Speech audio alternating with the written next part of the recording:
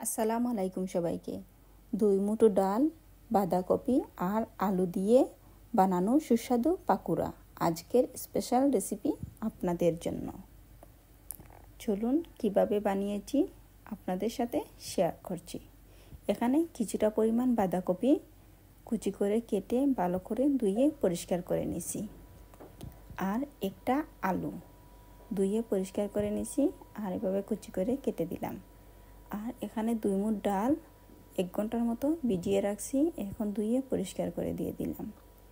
আর এখানে পেঁয়াজ, কাঁচামরিচ, ধনিয়া পাতা কুচি সব কিছু একসাথে দিয়ে দিলাম। এখন দিয়ে দিব 4 টেবিল চামচ পরিমাণ বড়ে বড়ে ময়দা আর 4 টেবিল চামচ কর্নফ্লাওয়ার। আপনারা এখানে চালের গুঁড়োও ব্যবহার করতে পারেন কর্নফ্লাওয়ারের পরিবর্তে।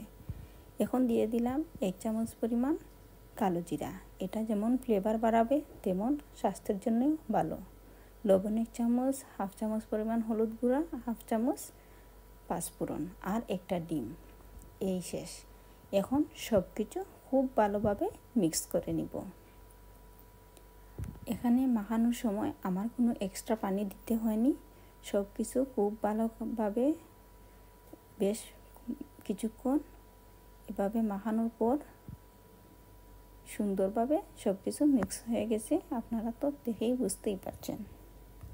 সব কিছু একসাথে মেশানোর পর এখন আমি একটা ফ্রাই প্যানে তেল গরম করে ভেজে নেব। এই তো চুলায় ফ্রাই প্যান বসিয়ে দিলাম আর তেলটাও দিয়ে দিলাম। তেল গরম হয়ে গেছে, এখন আমি অল্প অল্প করে পাকুড়াগুলো ভেজে নেব।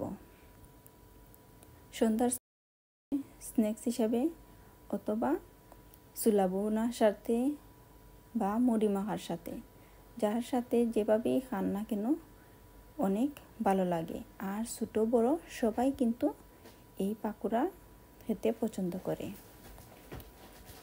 আর পাকুড়া ভাজার সাথে যদি শুকনা মরিচ ভাজা আর কাঁচা পেঁয়াজ থাকে তাহলে তো খাওয়ার স্বাদ দ্বিগুণ বেড়ে যায়।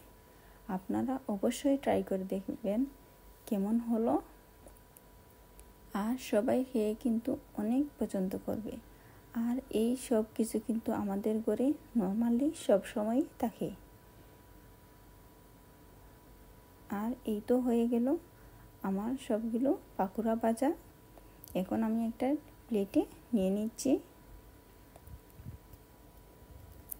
এই মুচমুচে পাকুড়া বানিয়ে ফেললাম, আর কতটা সুস্বাদু হয়েছে তা শুধু খেলেই বুঝতে পারবেন। সবার জন্য মজাদার পাকুড়া ট্রাই করে দেখুন। আর আমার রেসিপিটা কেমন লাগলো অবশ্যই লাইক কমেন্ট করে জানাবেন, আর ভালো লাগলে পেজটা ফলো করে নেবেন।